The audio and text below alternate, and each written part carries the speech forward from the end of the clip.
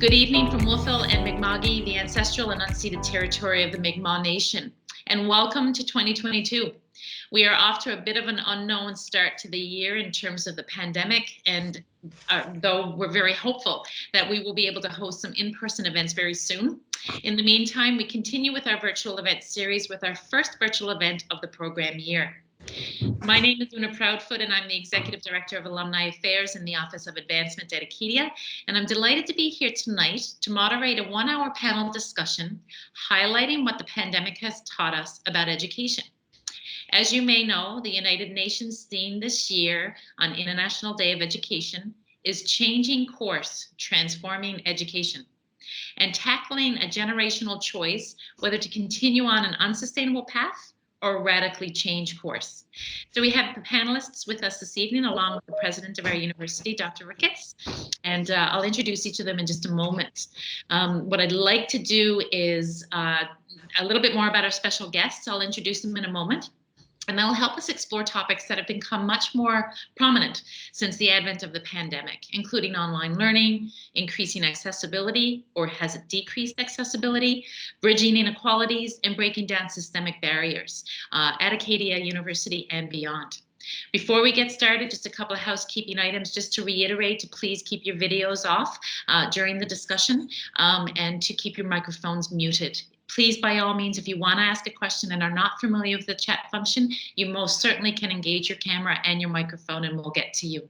We've also entered your names into a draw and we'll announce the winner at the end of the program. So our panelists this evening, as I say, we're joined by Dr. Peter Ricketts, Acadia University President and Vice Chancellor. We are joined also by Acadia University Professor in the School of Education, Dr. Lynn Elward, class of '86. Vice Provost, Teaching and Learning Excellence and Director of Open Acadia, Dr. Jeff Banks, and Acadia alumna Veronica Russell, class of 2016, who is currently a Bachelor of Education candidate at UNB and a curriculum builder workshop speaker for the Get Real movement. So each has an experience with educational issues on a variety of fronts and brings a richness and diversity of perspective to the discussion. So enough from me, and let's jump right into this and hear from folks who are here to share their wisdom and their ideas with us. So Dr. Ricketts, over to you to provide us with a brief intro on where we are and where we're going to go from here. Great, thanks, thanks Una, and good evening, everybody. Welcome to our panelists. Good to see you, and thank you very much for being willing to put yourselves on the spot, as it were, for this evening, and particularly on this International Day of Education. And thank you all for all of you who are joining us tonight via this virtual event. And I've been asked to just speak for a couple of minutes because I think we really want to hear from our panelists. They're the experts, not me. I do want to hear from them. I'm looking forward to the discussion. But let me first start off by just thanking the Alumni Association for your incredible support over the last 2 years. But in some ways, that's nothing new. That's not something we've learned from this pandemic, because we always knew that our alumni provide incredible, passionate, and real support for Acadia University during all times, in good times and in bad. And so all you've done over the last 2 years is just proven once again that is true. And you have stepped up and helped us and guided us, and sometimes, given us fair criticism as we've navigated our way through these past couple of years.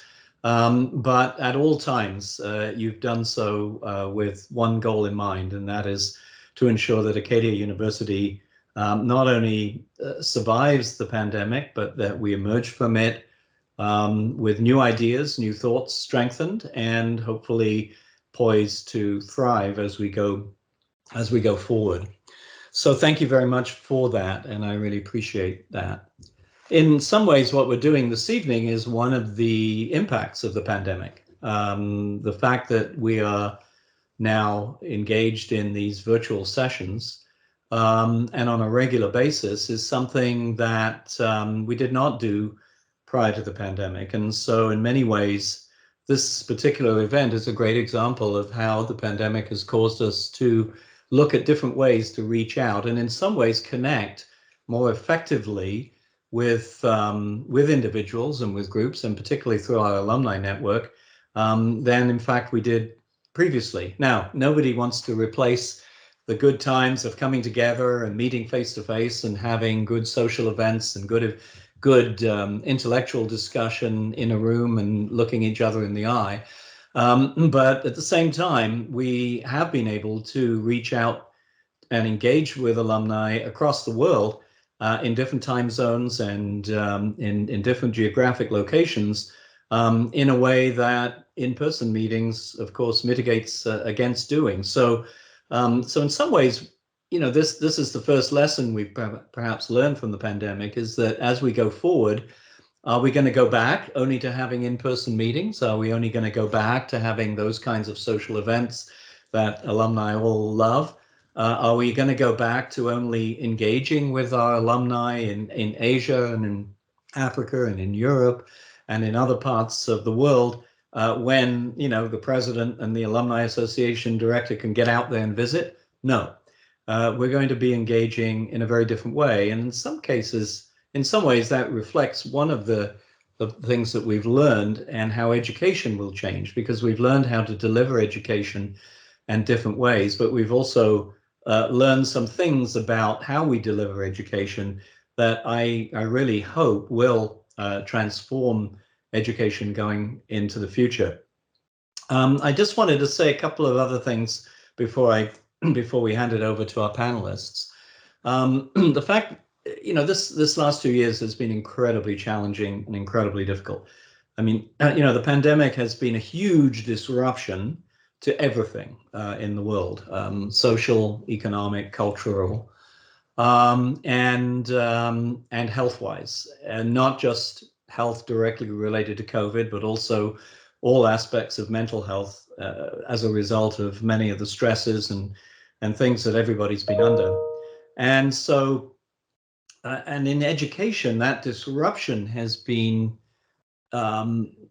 I won't say greater than any other sector, but I don't believe any other sector, perhaps other than the health sector, has been impacted so dramatically. And that's because when you lose opportunities in education, those opportunities can't be gained back. For young people who are, whether they're entering into kindergarten or going into their first, second, or third year, or graduating or into graduate, at university, what they've missed as a result of this pandemic, they can never get back, and that's a profound impact on education, and something that we've really got to come to terms with. It is, these lost opportunities are tragic, and we have to look for ways to try and make up for that, and to try and provide those students who've been impacted by this with ways to continue their education, and hopefully, be more resilient and find ways to overcome the adversities that they've had to deal with at a time when they shouldn't be dealing with adversity. They should be dealing with the joy of going to school and being with their friends and socializing, and then going to university and having that unique university experience. And so it's in many ways that has been a tragic impact on education. And it goes from, the micro, right? That in-class experience that, teacher and pupil and teacher and student has, from that scale right the way up to a global complete disruption of a multi-million-dollar industry, which is international education, which has been, both ground to a halt and now is very, very slowly and grinding to some kind of revival. So, from the micro to the macro, the impact on education has been huge. And I think as we look at the experience of this and go forward, of course, we always have to find what we've learned from this. What can we do better and what can we make sure that we learn from the experiences of this pandemic. And certainly we've learned a lot about the role of technology. We've learned a lot about how we can do things quickly. We can respond and be flexible and deal with things that are thrown at us. We also know that many of the things that we were facing before the pandemic have been exacerbated further and will need to be addressed even more so going forward. And I include in that mental health issues, which students were dealing with increasingly before the pandemic and now are dealing with even more so. The issues that face minority students and students who already felt on the outside of education and trying to get in and knocking to get into the door and dealing with those barriers that we know exist. Those have been exacerbated by the pandemic. And in exacerbating those issues, let's hope we can be in a better position to address them, both as we try and manage our way through what I hope are the final stages of the pandemic, but also as we get into the post-pandemic of saying, let's not go back, just simply snap back to where we were before the pandemic. Let's make sure that we build on what we've learned and make things better. The final thing I'll say is the other thing we've learned about is cooperation and collaboration. And at Acadia, we've dealt a lot with that. We've had the great advantage of being part of the Maple League, which has allowed us to share with our sister institutions in that, but also our sister institutions in Nova Scotia. We've worked very closely with them, and that sense of collaboration and sort of collegiality, I think, has been increased as we have faced together what is an almighty disruption to our business model and to our way of delivering education. So there's lots of things to talk about. And I really look forward to hearing what the panelists have to say and to the discussion tonight. So thanks. Back to you, Una. Thanks very much, Dr. Ricketts. And I must first of all admit how incredibly surprised I am that you shared your words with us, not once used the word pivot, which I'm sure will probably come up a couple of times in the conversation this evening. I almost said it. I'm going to count how many times. So certainly one of the things you mentioned was new ideas and being poised to thrive. And I think that's exactly what our panelists are going to bring to the conversation this evening. And you also talked a little bit about being able to respond quickly and very much in a virtual world. And we absolutely are going to take some time to talk about that switch to a virtual learning world. But some of the necessary evolutions and transformations that we need to see in that radical change that we need to see in education takes a lot longer. And I think Veronique will bring some perspectives to the conversation on some of the stuff that takes a lot longer and pivoting is not as quick. So I'm going to ask each of our panelists, and I'm going to start actually in no particular order, but I'm going to start with Dr. Lynn Elward, and then we'll go next to Veronica Russell, and then bringing up the rear, Dr. Jeff Banks. And I'll ask each of you to bring us a little bit of a intro of yourselves and where you're coming from in terms of the context of this conversation, and maybe a little bit of a sneak peek into some of the issues that you'd really like to bring to light. So Lynn, over to you first. Thanks, Una. I'm Lynn Elward. I'm a faculty member in the School of Education at Acadia. I'm in my 35th year of education, I think, if I do my math right. Having graduated from Acadia in 1986 with my B.Ed and continued on to a few other places. I guess I want to offer up a perspective on this idea of transformation tonight because honestly, crisis is my good pace of change. That's the pace of change I want to see. I think I'm probably a fairly impatient person in terms of waiting for things to change, especially when we spent a long time identifying problems and admiring problems. And I guess in the case of educational inequity, we've absolutely been admiring this problem for a while. So I think that, not letting a good crisis go to waste, as some might say, there are opportunities here, but will we take them? or will we take them if we're not forced to? And will we keep taking them? Those are the questions that I ask in terms of education, in terms of public education. And if you read up on, or even just saw the some of the promotional material around this International Day of Education, UNESCO is really saying, as Una spoke to at the beginning, you know, we have a damaged planet. We have gaping inequalities, polarization, you know, devastating impact, global pandemic. Doesn't this sound cheery? Where is the silver lining? But our choice is unsustainable path or radically change course. Those are the choices. So I'm really embracing the radically change course.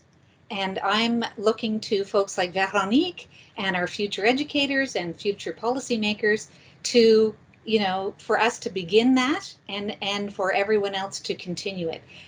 So I think that this there's definitely the chance that we'll miss it. There definitely is, and that some of this is simply tinkering with the structures of education rather than with transformation. So I'm very interested in those possibilities. And I just wanted to throw out a couple of things. Of course, you know, I'm an educator, I'm a researcher. So what did I do? I, you know, had a little view of what are people saying are the silver linings in education. And I was struck by a University of Manitoba research project, not directly related to education, but to this idea of silver linings, and saying they surveyed about 1,000 Canadians in May and June of 2020, and then they went back and followed up with about 400 folks 6 months later. And the usual things come up: appreciation of time, enhanced creativity, you know, and connections, novel ways to explore. I was stuck on the sociocultural shifts, because I think that's where education can make a lot of transformation, or can embrace a lot of transformation, those sociocultural shifts. How we do this work we do, who gets access to it, and how do they participate. So I'll leave it there, but those are some of the musings that I have, and I'm good with radical and fast. Terrific, Lynn. Thank you. And lovely segue into Veronique speaking next, and speaking to it from that perspective of being our next generation of educators. Over to you, Veronique. Hi, everyone. So my name's Veronica Russell, or Veronica Russell. I am actually an Acadia grad from the class of 2016. And I pursued a career in the corporate world. And then in 2020, during the pandemic, this is where I decided to have a switch in my career path. And I decided to pursue a career in education. So I'm currently a B.Ed student at the University of New Brunswick, and I am also a research assistant with the faculty at UNB, and I'm a Black history and anti-racism curriculum developer. So this leads into what I think that the pandemic was a bit of a silver lining towards, that with the pandemic happening and also the racial issues that were going on, Black history and anti-racism were kind of at the forefront during the year of 2020. So with my research that I'm currently doing with the University of New Brunswick, you can see that there's a little bit of inequity within the curriculums where Black history isn't really discussed. And I think that we kind of have to reiterate the message that Black history is actually our history. Just because you probably don't fall within that visible minority group, it doesn't mean that this isn't history that can affect your life. So I feel that with the current wave of how we are discussing more of these racial topics, we want to teach our kids about this. I think this is where, as educators, and myself as a future educator, we kind of have to teach ourselves and become a little bit more educated about these topics, where we can share this message for future generations of students, because there's kind of a missing link within the curriculum and what educators are having to teach on a day-to-day basis. So with the Get Real movement, I actually host workshops every week with different schools around the country. And we talk about our own stories, dealing with racism within the education system and also systemic racism as a whole. But this is also a way for students to understand that everybody is different, but we all have to embrace our challenges and our differences to be successful. Thank you so much, Veronique, and right back to the point that Lynn was making from the research data that she was reading out of Manitoba and those social cultural shifts, and that's a lot. You've got a lot of work ahead of you. Your contribution to the conversation. Really looking forward to further investigating that and hearing more from you. Really intrigued that you graduated and headed into the corporate world and then kind of went, no. So lovely to hear that it sounds like you're settling into where you need to be, and delighted that you've joined us this evening. Thank you. And that leaves you, Dr. Banks, over to you. Thanks, Una. So I'm Jeff Banks, and I've been around at a couple of universities. I had a bit of a different start than most academics. I started off in construction and had my own construction company. And at some point, I decided that I wanted to go back to school, and I did. I wanted to go into engineering, and they wouldn't let me because I wasn't a good enough student in high school, and I ended up as a chemist. So I came back to Acadia. I've been here a couple of times. I started off in Thunder Bay. I ended up back at Acadia as the head of chemistry, and eventually the director of Open Acadia, and most recently the vice provost of teaching and learning.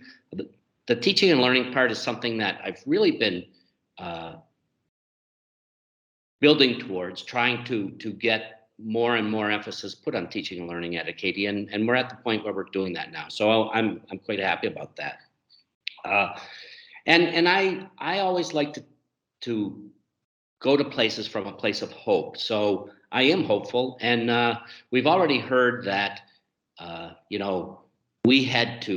we use the word pivot. So I'm going to use the word pivot for the first time, but the faculty at Acadia University, as faculty at most universities, had to figure out how to deliver their pedagogy in a different way. And like many universities, we were able to do that. And I think Acadia had a bit of an advantage because of the we had the Acadia advantage years ago. We have a very adept faculty. They're familiar with technology. They were able to take guidance from our School of Education, from our learning technologies people here at Acadia, and they were able to deliver their content and wrap some new pedagogies around it. And everybody did it in different ways. But what I think the pandemic has taught us more than anything is that we're resilient, and we can do things that we didn't know we could do. So from a training perspective, we've moved about a decade in terms of people's familiarity and comfort with using different technologies for education. We've moved a long way in the last 2 years. But now is the time where we're going to have to take that and let's bring it forward and use it to continue to improve, not just the way we do things, but let's think about what we're doing. As Lynn's already mentioned, the planet, some might say a bit of a mess. If you read Hans Rosling, we've come a long way, but you know what? We have a long way to go, and hopefully we can use this as an opportunity to move in those directions. As Veronique already mentioned, there's been quite a change in the way we look at race, not only in North America, but worldwide. And, these things are hopefully leading to new and better directions. And let's use everything that we've learned in the last 2 years and continue on that journey and figure out where we need to go. Thank you, Jeff. You all opened up with such incredible and broad comments and questions that you've really left it in a position where we've got a lot of ground to cover, and which way are we going to go with it. So I think what I'm going to do first is pose a question to each of you as panelists, and you've all touched on this in some way, shape, or form in your opening remarks. How can we position ourselves going forward to keep on that road of we've got a lot more to do? So you've all sort of touched on we've come a long way, we've done some great things. You've all indicated that there's so much more to do. How do we situate ourselves and position ourselves to be able to keep evolving and not just stop dead in our tracks when this pandemic is over?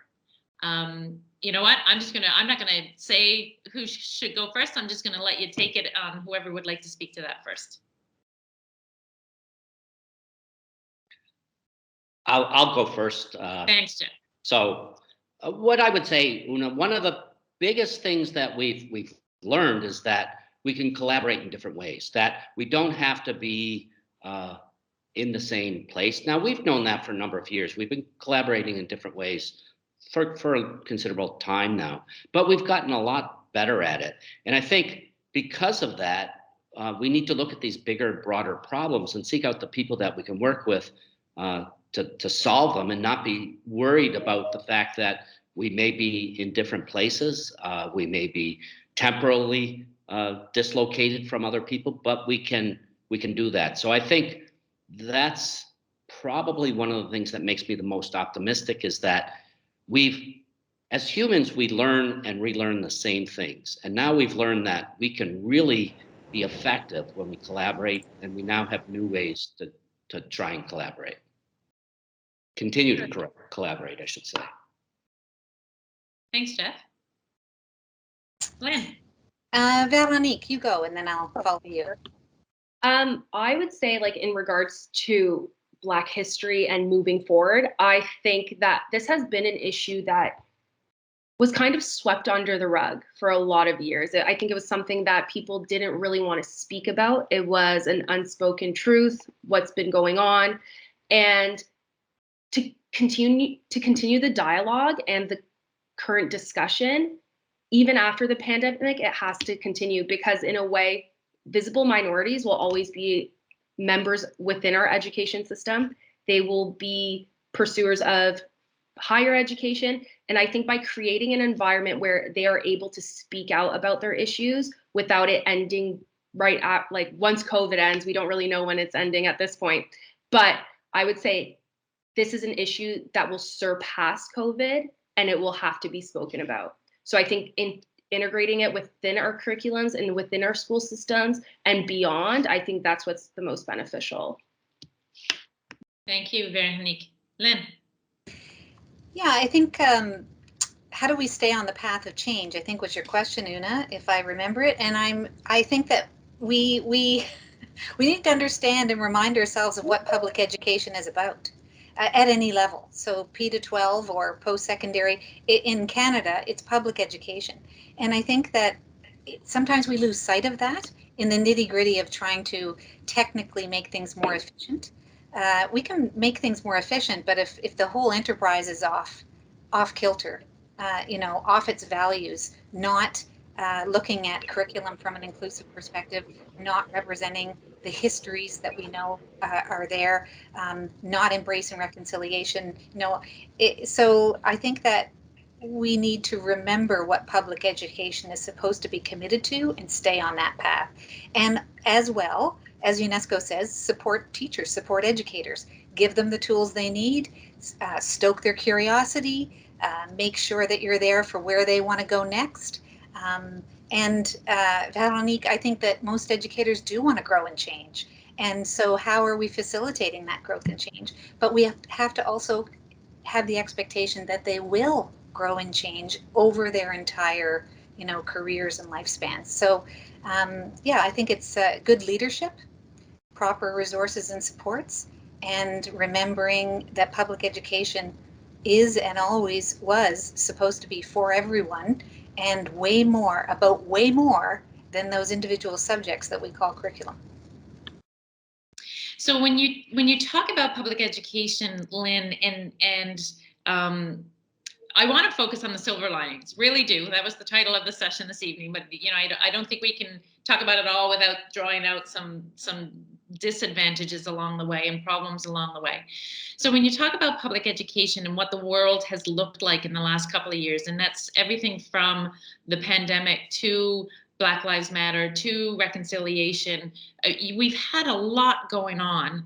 And so talk to us a little bit from either of your perspectives. Who have we lost along the way in public education? Who have we eliminated? Who have we not included when we talk about inclusion and it's important to include? So tell us a little bit about, from each of your perspectives, what that looks like. Go ahead, Veronique. So I actually think that during COVID and this time, we've forgotten about educators. What do educators think?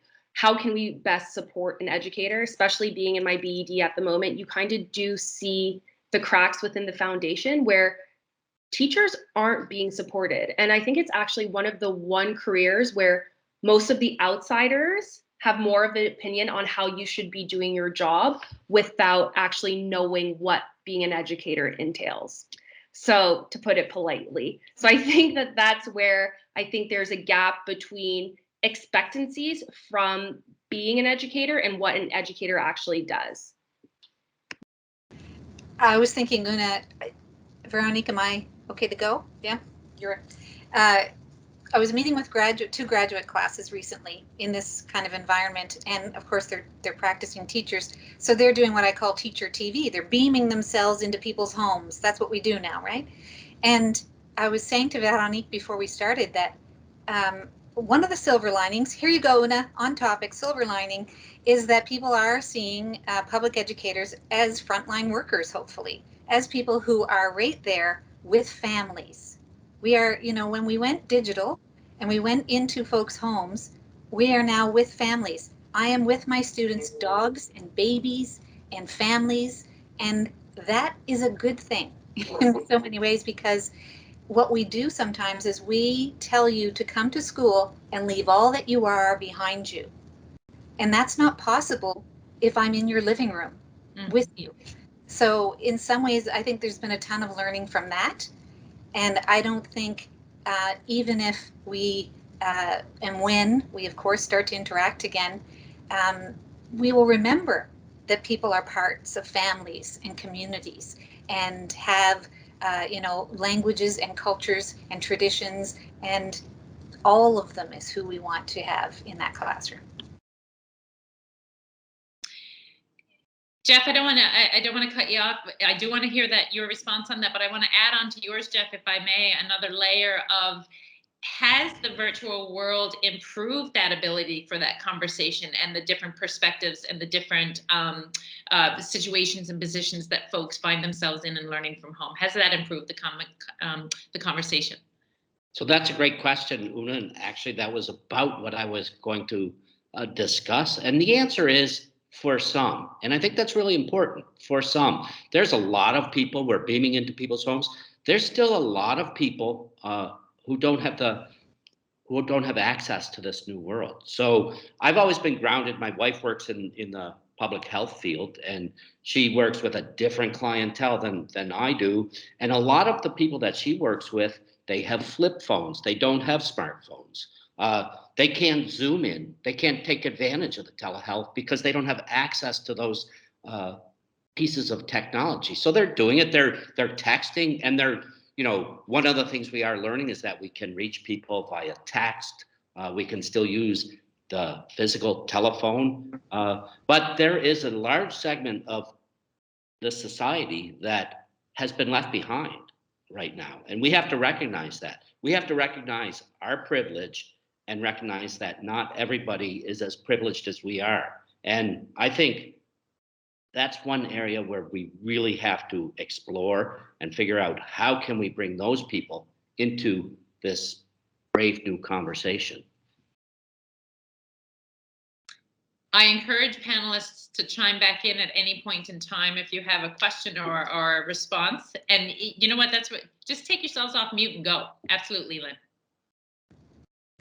So, I'm curious when we talk about those people, right? It's and we, when we say we, everybody's in the mix, right? And we all have an identity and a stake in it. So, Jeff, I take your point about who's on the other side of the digital divide, right? And who's trying to access these resources, who can do that. Just because you put the opportunity out there, I sent you the link, doesn't mean that everybody can answer the call. So, I guess I'll build on that point to say that I think we first started looking at the digital divide, I want to say like more than 20 years ago. So again, we have a chance to transform that now. I was rereading that we accessed some of the millions of dollars of COVID-19 relief money with Zach Churchill when he was Minister of Education, going out and purchasing some 34,000 computers apparently for Nova Scotia public education. Where are those computers? What are they doing? Are they doing anything good? Are they being tools for transformation? So yeah, the technology, and I know Jeff would agree with this, and Veronique is engaged with that during her entire work life. That in and of itself means nothing for change. It's still about that that design to include and the accessible ways in which that you offer those learning environments. And there's a greater piece than just the technology. There's also the ability to use the technology. And I think about my mother, and she had an iPad, and it was great during the pandemic because we couldn't go and see her, but we were still able to keep in touch. But you know what? The Apple decided to change its operating system, and my mother could no longer use her iPad. Overnight, it changed automatically, and I wasn't able to visit her and fix it for her. So we really have to be cognizant of the fact that not only do we need to make the technology available, but we also have to help people to use that technology.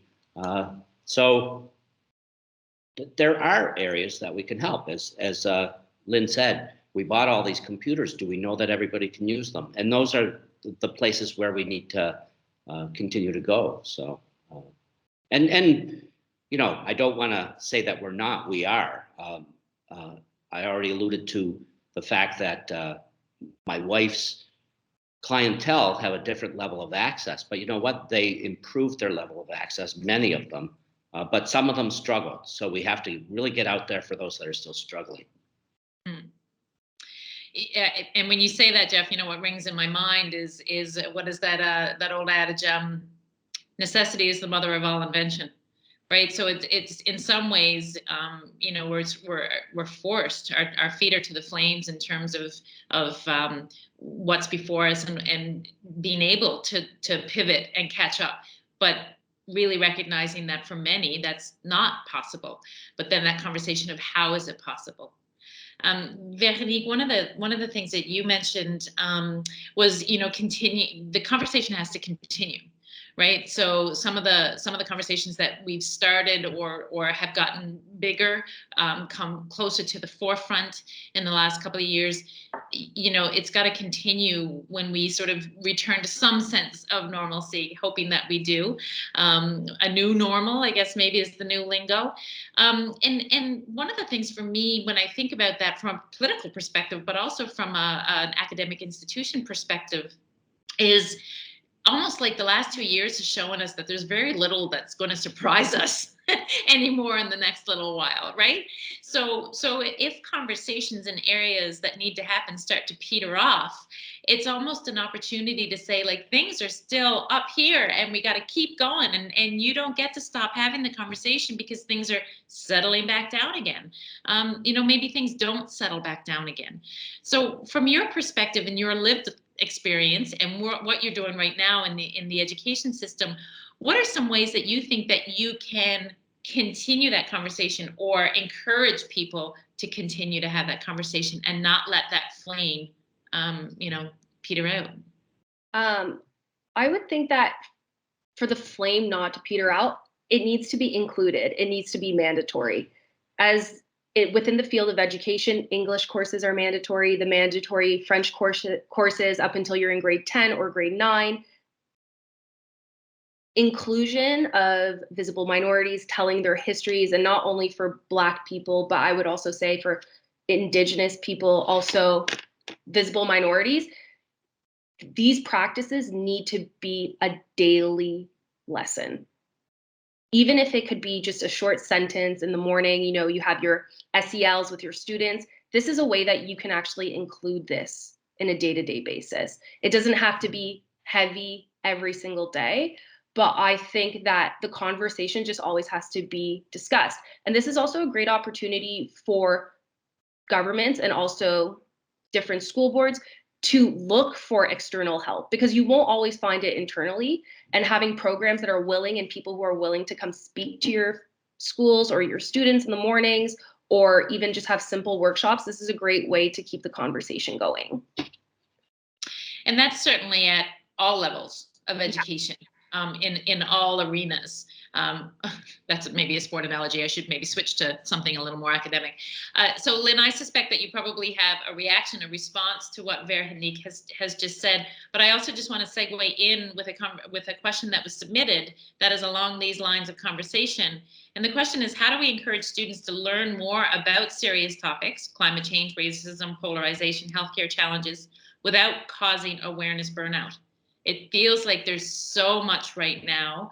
So as educators, so maybe a little bit of a response to Veronique's comments, Lynn, and maybe a stab at a response to that question.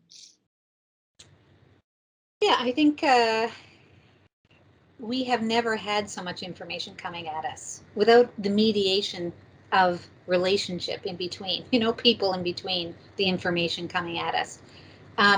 But for those folks, and many of us are here, that have been working to make education more inclusive for our entire careers and for our lives because of lived experience, because of barriers we faced, we're happy to see the channel there. It's that balance between getting informed means paying attention, and then we do need to help, if we're an educator, help people pay attention to what's most important. That's mediate that experience, modulate it, facilitate the learning from it, do all of those good things. But I was thinking, Una, to your point, and somewhat to what Veronique was saying, we can't possibly go back. So when we have these conversations about, we'll go back, there's no going back. We can never go back. We were never able to go back to any of our past lives, and we will not be able to go back to our life before pandemic. So, everything that we have grown and learned, we take with us. So for the small island of people who think they'll be able to preserve education as it was, in the good old days of pre-2020, good luck to you, because we've moved on, and, we won't be able to unlearn or unsee what we've seen. And there's lots of opportunities there. So we're changing no matter what. It's gonna, it's happening now, and it will continue to happen. So I'm confident of that.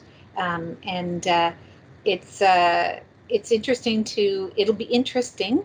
I say that's a low level verb to use, but possibly fascinating, more so, to see what aspects of these changes that educators will pay attention to. So it's, I want to be really clear and answer your question and say, Una, in terms of, equity and inclusion and human rights, there's never too much listening. That's never been a problem that I can see. So I don't think there's a possibility of us having too much information in that area. Mm. And I think for me, when I think about, all the change that we have seen and all the learning that we've done and all the opportunities that we've had, and hopefully done a lot, all of us as individuals, but as institutions as well, is that the change has been so great that it's for me, it's like, and somebody mentioned momentum earlier. It's kind of like that wave that for me is just getting bigger and bigger. It's like, let's just keep going. It's like, turn it on its head. Well, why not? Because we've turned it on its head for the last 2 years in everything that we've done, from receiving healthcare virtually to our education virtually to, changing our rules of living and wearing masks, all of it, right? That's the optimist. That's the silver lining right there. Keep going on the silver linings theme. Jeff, talk to us a little bit about what faculty have been doing. I think it was you who said, there's almost as many different pedagogies as there are faculty. So give us a little bit of an overview on what it's looked like on our campus and in your world in the last little while. Okay, I'll give a quick overview. We're using one tool that a lot of people are using, Teams or Zoom, one of these ways of meeting virtually. But faculty have been using a lot of things, and they're not really necessarily new technologies, but we're just learning how to use them better. One technology that we use a lot of is video technology. It's so easy to make educational videos now that quite often when a student asks me a question, I'll make a video and post it, right? So that's easy to do, and people are doing that. We've been using a learning management system at Acadia, many universities for many years, but in fact, a lot of our faculty weren't using it, and now all of a sudden, all of our faculty are using it, and most of them realize the power of that tool. So where they can put documents up on the learning management system, they can put videos up, they can engage with students in different ways of assessment, some good, some not so good, some too easy. We have to do a better job at learning how to do assessment in this new format. We don't want to just revert back to using this perhaps when we reach a new normal. We have to get back to the importance of how we genuinely assess students. People have been engaging live like we are. They've been engaging asynchronously where they can put the tools up and students can interact with them on their own time. But that's not responsive. And so a combination of synchronous and asynchronous, a lot of people are using those tools. And we'll probably continue to do some of that when we go back. And in fact, I was designing my course this year, which I started in January 10th. I had thrown some of the materials I was putting online for the students to engage with, and we would discuss it. So I was flipping parts of my classroom. As it turns out, yay, I had all that stuff ready, so that was good. But there's lots of different ways for engagement. And everybody has a different way of engaging, and you have to work out what you're comfortable with from a technology perspective and what you're comfortable with using, just like we are using this right now for conversations. So. Veronica, at the beginning of the conversation, it might have been before we actually started recording, you were chatting a bit about your experience in post-secondary, particularly in the field of education in a virtual world, and you were singing praises for you as a learner. Tell us a little bit about that. I don't mind online learning. I find it's easier to manage with my schedule, also with the work that I'm doing with the Get Real movement and also my research. But not everybody is like me when it comes to learning. So I know by being a student at UNB currently, not everyone is able to adapt to these online pressures and having to do online school. Some people are better learners in class, right? And having that hands-on experience, you can never replace it by being online. So I think for me, it is a positive. I do enjoy it. I get to be at home a little bit more than usual. But is online learning the best for every single student? Not really. And I'm guessing as we move forward, we will continue to see hybrids and different options employed, because we've learned it. We can't unsee it, we can't unlearn it, we can't explore it as a possibility either, right? So I'm going to change gears a little bit here. It's a submitted question, and could we be working more with secondary and elementary schools to affect change earlier? And I'm asking that, I think anyway, the submitter is asking that from a broad perspective, from the different perspectives that we've touched on a little bit here this evening. I'm going to go to Lynn for that one for a first stab, and Veronique, I see you responding with a nodding motion, so you may have something to add after Lynn. Go ahead. I'm in teacher education, so we're working with elementary and secondary educators all the time. So is the question about working with them to make it better, Una? Is that what you had to say? Yeah. Mm-hmm. Yeah, and to change, affect change earlier. Yeah. Yeah. Change in what, though? I wonder. Change in. I think in everything that we've talked about. Okay. Like the main, yeah. Just change. Yeah, change. Just change. when Veronique was talking about how everyone thinks, they know what should happen in public education because we were all there. It's one of the common kind of jokes about education.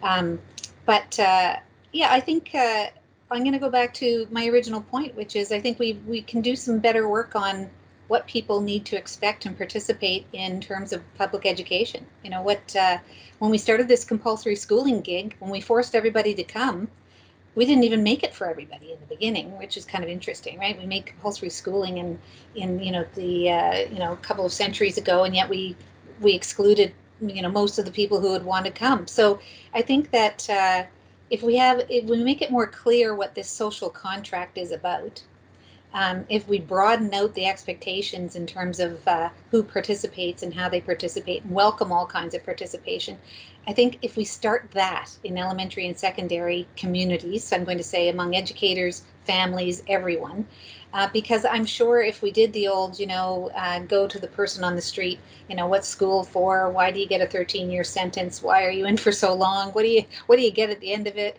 We would not necessarily come out of it with this idea that there's, it's for the common good. It's for, it's for progression. It's for the better society. It's for full participation. It's for democracy. So I think that we can do some work there. And that would help get the support for the kinds of changes we want to see. Any reaction or additions, Veronique? Yeah, I was just going to add that during my practicum, I actually experienced this because I was in a middle school setting. And I think that's the age group where students are starting to discover who they are as a person. And the next step is high school. I feel that with education during that age point is that they have such a pressure from a young age to achieve academic status to go on to the next point. They don't really learn the basics of what it is to be a good citizen or a good human, right? They're concentrating on their marks, going to the next step. But with that, I feel that they're losing the passion for school. They're losing the passion for learning. And then that's where I think you see a drop in people actually wanting to pursue higher education and where that can lead them and the benefits of pursuing education. And not saying that you have to go to university or there are many careers in the world that are needed where you don't need to have the highest education. But I feel that with the pressure for these students at such a young age, I think they kind of lose the passion for education and wanting to be a student. So this may be a great segue into another submitted question. It might also be a bit of a stump, but we have a question, and I assume, maybe wrongly, that it's from a current School of Education student, so somebody who's currently studying to be a teacher. And the question is, in future education environments, what kind or how can a teacher be better prepared? What's the little nugget on that one? So when my first year teaching at Acadia, I've done a bunch of other jobs before Acadia. One of my first, end of term evaluations, the student said their final comment on the course was, "Again, I am confused forever." And I responded back, "Fantastic," because what I meant was, we're not done. We're never done. I think I said to Veronique that in our pre-game conversation, a Bachelor of Education gets you started. It gets you the entry credentials to a profession, and it gets you out to the workforce, hopefully, where you make your own way within a culture and a community and with opportunity. And so I always say the best preparation is curiosity, openness, knowing yourself, firm identities, and so trying to facilitate that in terms of people pursuing their own paths and passions, that's the best preparation for an educator, if I had all answered the right question, Adam. I just want to add, the Maple League has a book club, and one of the books that we'll be looking at is Ungrading. And I'm really, really excited about this book. I'm hoping I can find the time to take part in the book club. I know Jessica's out there. I'm going to try, Jessica. But so I am really looking forward to that. One of the things I do notice a lot of students are so focused on their grade that we have to show them that there's a lot more than the grade, right? There's the learning, and we need to get that joy back from simply learning. And so we have to. Exams aren't going to bring it, I tell you that. What's that? Exams won't bring joy. No, they bring a lot of anxiety, don't they? So yeah. Yeah, and that curiosity, Lynn, that you were talking about, that excitement and that curiosity. I mean, several times during this conversation, I've gone back to education started in bathhouses in Greek and Roman times, when you just sat around and talked about stuff and learned from one another. You know, Veronique, sorry, over to you on thoughts on that comment or conversation. For myself, I don't know if it's.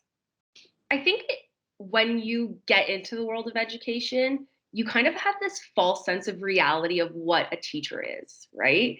You forget that as a teacher, you are a parent. You're a parent to the 30 students that you might have in your classroom. You're also a psychologist, and you mean so much to these students, right? So I think you have to get away from that aspect where you're always thinking, I'm going to have the perfect class. This is how life's going to be, and I'm going to be doing this for the next 20 years. Because education changes. The momentum changes every 5 years, they say. And I just feel that for me, I already know, based on the experience that I got from the corporate world, on how to kind of manage the ups and downs of what the education system is. So I think that you kind of still have to be open-minded, and you need to be open-minded that it's not going to be easy. Education is probably the hardest sector to be in.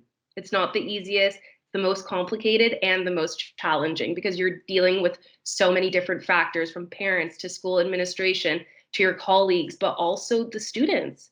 You're handling so many different types of personalities and people. Those are fantastic insights and words of encouragement and excitement. Dr. Ricketts, I invite you to come back to our conversation. We sadly are at the end of our hour. I'm not surprised. We certainly attempted a few very large conversations in a very short time period. One of the things I learned in my recreation degree was to cut it off when everybody's having fun, because then that means they're going to want to come back to the conversation again. So that's exactly what we're going to do here this evening. We have several other questions that were submitted that sadly we didn't get to, but you know what? It just means that we have lots of interested people in this conversation, and hopefully part of that momentum as we continue to move forward. So before I announce the winner of our draw prize and thank our guests, I'll ask Dr. Ricketts to just give us your reactions to some of the conversations and comments that we shared here this evening. Thank you. How long do I have? Exactly. Well, look, thank you very much. This has been a fantastic conversation between the panel, and thank you for interacting with each other. And you did a great job moderating, Una, because you really got them engaged with each other, and we had a great conversation. And listening to it, it kind of touched on so many things. It's hard to pick up, you know, what what would be the key elements of it, but certainly in terms of silver linings, I think the main thing that we're going to have to look at as we come out of this, and we will come out of it, is that the biggest challenge that we're going to have to face is the temptation, what I call the temptation of elasticity, the temptation simply to go back to the good old days, to the way things were, because of a collective exhaustion of having gone through this pandemic. And I think that's a huge challenge for us. There will be a kind of a tendency to say, thank God that's over. Now let's forget about all of that and go back to the way things were.